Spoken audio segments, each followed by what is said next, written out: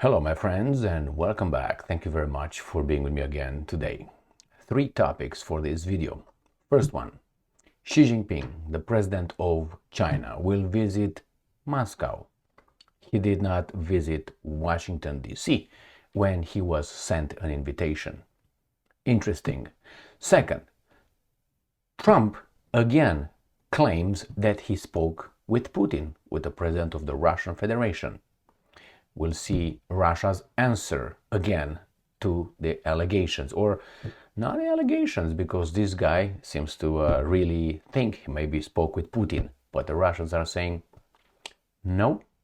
And the third one, Volodymyr Zelensky, the president of Ukraine. I don't know if legitimate or not. He gives us another reason why he will not conduct elections in his country. But hey, the West is, as an excuse, by the way, the West is supporting Ukraine because Ukraine is democratic and a capitalist country, and Russia is not. All right, the same thing they said about those guys in Germany, if you remember, in the 30s and 40s, especially in the 40s, when the bad dude took action.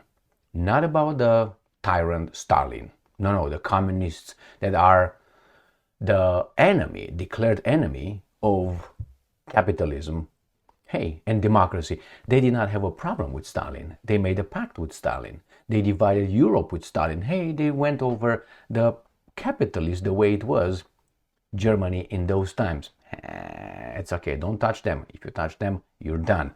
But it was the biggest scare to that point. All right, you know what I mean?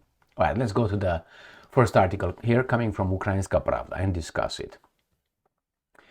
Xi Jinping to visit Moscow on May 9th, Russian ambassador says. This is according to an article from Monday, February 10th, 2025. And here are the friends will be friends right till the end. All right. So, Chinese leader Xi Jinping plans to visit Moscow to mark the 80th anniversary of the victory in the World War II on May 9th. Kremlin-aligned Russian newspaper Interfax, citing a statement by Russian ambassador to Beijing, Igor Murgulov, on state-run TV channel Russia 24. You see, I would like to see these guys from Ukrainska Pravda attach the same state-run thing for others, like BBC. It's not state-run, it's just funded. So, quote from Murgulov. Chinese leader Xi Jinping has accepted an invitation to attend a celebration marking the 80th anniversary of the victory in the Great Patriotic War on May 9th in Moscow. He also noted that Xi had invited Kremlin leader Vladimir Putin to China. Now he's a president-elect. To China for the celebrations marking the 80th anniversary of China's victory in the war against Japan, scheduled for early September. All right, so Donald Trump invited Xi Jinping, as far as I remember, to attend his inauguration. Usually they don't make this kind of invitations to the sitting presidents, but nevertheless, from what I remember, Xi Jinping was extended an invitation by the Trump administration. He did not attend. Trump said he will talk to Xi Jinping sometime in the future. First he said within 2 weeks. Now he said, well, I'm not in a hurry. Why? He slapped China with tariffs, and he's waiting for a reaction. China will see how they react. Are they paper tigers or just real China? Remember, if you look at China's history in the past, at least 100 years, between 100 and 130 years, you're going to find out that China was slapped around by almost everybody around, and the Europeans call them that way, and the Americans, some Europeans, and some, from the Western Hemisphere. So they have a lot of resentment against certain kind of countries. So according to as I always mention, this study that says that usually, most of the time, when people who were abused in the past, they will be more likely to abuse than the ones that were not abused in a park. So a victim of abuse will be more likely inclined to abuse someone when he or she gets the power, the upper hand. So China has the potential, as far as I can tell, and we'll see when it's going to revert to that natural, I don't know, instinct, which is valid for a majority of abused nations, countries. Anyway, so let's move on. It's great. It's great. I think a lot of leaders should participate in the 80th anniversary of the victory against the Germans in the Second World War. Regardless, at least send some emissaries, I don't know, foreign minister, prime minister, somebody. I would do that because you don't celebrate the current regime. You celebrate the effort and the sacrifice of millions of people who died for a certain kind of cause that you are supporting. I'm not going to go into the 6th of June when these guys landed in Normandy, because as you probably know, the Russians by that time, when these guys landed, they already liberated their entire Soviet territory and they were marching towards Lisbon or I don't know, if you want, Madrid, Spain. Why? They came to stop them. That was the landing. It was not all right. So that's my thing with that. I spoke about it in other interviews, videos. So let's see how Trump says that he spoke with Putin, maybe in his dreams. I don't know. Let's find out. If he did, that's fantastic. Just to start with this. New Voice of Ukraine. Trump reaffirms Putin conversation, dodges key details on Ukraine peace deal. He is like a salesman. But anyway, he says he wants to be unpredictable. Well, unpredictable is one thing, and dreaming and making up things, it's a different one. US President Donald Trump confirmed his conversation with Russian dictator Vladimir Putin, but failed to provide specifics on what, if anything, so they are skeptical as well, has been agreed upon.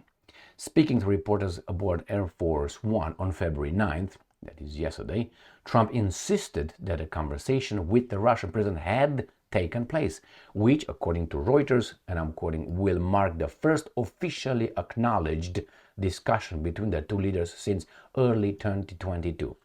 Well, usually you ask both sides and see what they say, and then you look at it skeptically. So if someone says, I did this to him, you're going to go and ask him, did he do that to you? And he says, no, well, you need more evidence. You can't just say, oh, he says so. We're not there yet when we're baboons like children. I am Superman today. Well, it doesn't work that way yet in the Western civilization. I like to call it Judeo-Christian civilization, when we had to do with this kind of, okay, when we're logical and objective and all that. I like to call it Greco-Roman civilization. All right, you pick. So the publication noted the lack of tangible evidence. Noted the lack of tangible evidence that Trump talks had any real impact on the war. When pressed on whether the conversation happened after his official inauguration on January 20th, 2025 or earlier, Trump dodged the question. That's exactly what I was telling you in yesterday's video that I made regarding this topic. I said he was asked if he spoke with him, and he said, I'd rather not say, but yes, we had contact. The question was in the past or already. I said, why don't you pinpoint it since your inauguration? And when they did this, he's like, let's see. Trump dodged the question. I had the conversation. Okay, all right. So it says here that the conversation happened after his official or earlier. What do you mean? Okay, he said, I had the conversation. Let's just say it had. Let's just say I had it. So it says it doesn't say when he had it, before or after the inauguration. Again, he had it in 2017. We don't know, but it qualifies to his statement here. And I expect many more conversations. We had to end this war. See, he's not saying. That means he's not accredited yet.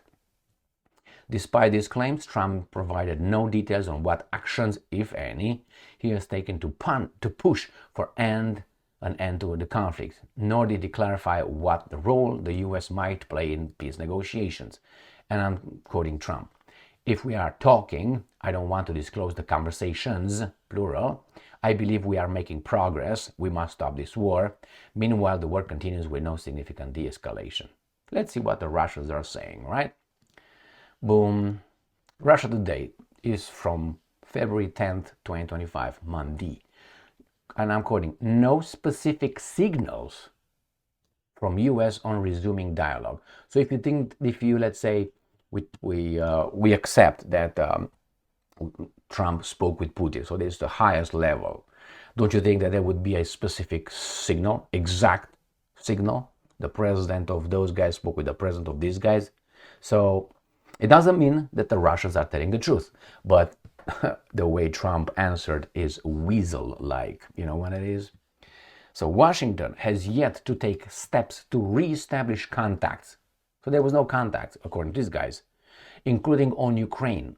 Vasily Nebenzia has said, this is United Nations envoy to, right, Russian envoy to United Nations. Russia is open to dialogue with US, including on Ukraine, but has not yet received any, this is zero, specific signals. Do you think it's going to be a specific signal from Washington's new administration on resuming contacts? So the Russians say we didn't receive any signals, any, zero, specific. So might be some signals, but any specific signal. Don't you think that if Trump would have spoken with Putin would be a specific signal? I think would qualify. Well, words have meaning. I don't think these guys are baboons. Neither Trump or Nebenzia. I don't think so. And then let's see what this guy says, actually. Let's quote him. All right. Here they say that Trump did not disclose any details on the reported call, according to New York Post, but claimed that the conversation focused on the Ukraine conflict and that Putin wants to see people stop dying. All right, this is a general statement. So I can tell you right now that without meeting Putin, that Putin wants people to stop dying. I don't have to claim I saw him. So this is zero. General statements. And here, this is what this guy says. Nebenzia did not comment on the reported contact between Trump and Putin. Now that's concerning. Why didn't he say, no, it's not true? Maybe he doesn't want to blow the US president's mirage. We are closely monitoring the rhetoric of the US President Donald Trump and his team. As for specific signals on resuming contacts, including on the situation around Ukraine, they have not yet been received. And he added, for now, we only hear slogans. Yeah, because these guys are operating with a mass media that's lights and dance and living in America. If you want to understand how Americans are functioning, unfortunately, with all this Hollywood style, you watch Rocky 3, I think it was. Wasn't maybe not Rocky 3, 2 maybe. I will break you. Remember with Dolph Lundgren, Kyokushin Shihan.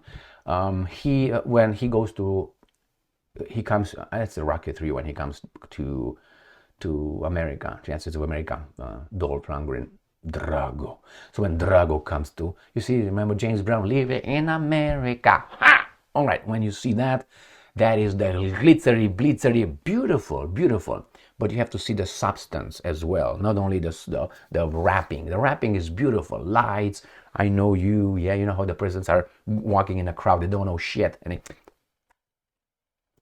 I don't know anybody over there. Or maybe, I don't know, baboon or two.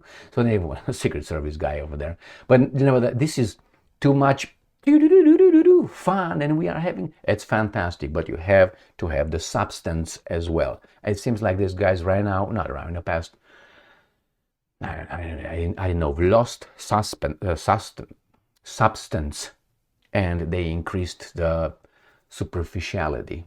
And that's not good. You have to have the substance. I have a problem with the substance. But you can increase this, but the substance should be there. You know what I mean? Like, oh, we have this stealth fighter, and he's not even taking off, and you're all glittery and living in America. All right. So we heard, this is what Nebenzia said. We heard Donald Trump's statements that during former President Joe Biden's tenure in office, grave mistakes were made in Ukraine. I hope that in the near future we will see whether the Trump administration is interested in eliminating these mistakes. We are open to contacts, but not on an equal basis. These guys don't understand that, and they will not let it down. How can you be on equal basis when these guys are telling you, if you don't do it, I'm going to slap sanctions on you? Are you my daddy? Are you my what? Who are you? My principal, my school, my director, my CEO? Who the hell do you think you are? That's exactly what they think they are, the boss of that. Let's put it over there. All right. So let's go to Zelensky stein. It's great if they talk, but as of now, nothing, according to Russians, happened. No any significant or contacts were made. Let's see what excuse Zelensky brings not to hold elections in Ukraine. This is kind of stupid. If I were Zelensky, as he is, as I think he is, and I think he is, I would organize elections and I will win with 98%. What are you going to do about it? I mean, Stalin won elections. Ceausescu won elections. So, Ceausescu was elected by the people. People showed up, and it was 99% approval. He got elected right there. So, do you think that Zelensky is real? He can fudge things, or his people that... Anyway, let's see. Zelensky offers new excuse for canceling elections. Kiev cannot hold a vote in the current situation, as it would not be able to keep its troops on the front lines, the Ukrainian leader claims. Holding an election during the conflict between Russia and Ukraine would be a disaster for Kiev for a number of reasons, ranging from popular disapproval to running the risk of losing its army. All right, this is what he said. So he says that if we hold the elections, the military will have to go to probably their precincts or whatever you call them to vote. No, that's not true. Some of them is going to be hard to have them vote, that's for sure, being over there in the front line.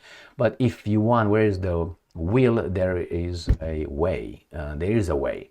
I think his problem is that if there will be, that's my personal assessment of what's going on over there, if there will be elections and you have Klitschko, let's say, or someone's going to come with a peace plan and more balanced approach, let's say things are fair and for real, that person probably will have an approval rating of what, 80%. There will be some who will say, no, we have to continue destroying the Russians, not on the Western interests, because the Russians, again, like China, did it to us too many times. So we have to slap them back. Like Poland. If Poland would, I think, subdue Russia just like this. If the Baltic states the same, these are, how do you call that? Frustrated, I don't want to slap this or in general, frustrated entities, where in the past were and they want to pay back real bad. That's one of the reasons with the Ukrainians. Some Ukrainians, I know that firsthand, Ruskies, the Russian pigs. I know that. I heard it hundreds of times. All right. Thank you very much for being with me again today. And it was not done by Romanians. It was done by Ukrainians. Stay strong, stay smart, look for the truth, and be just.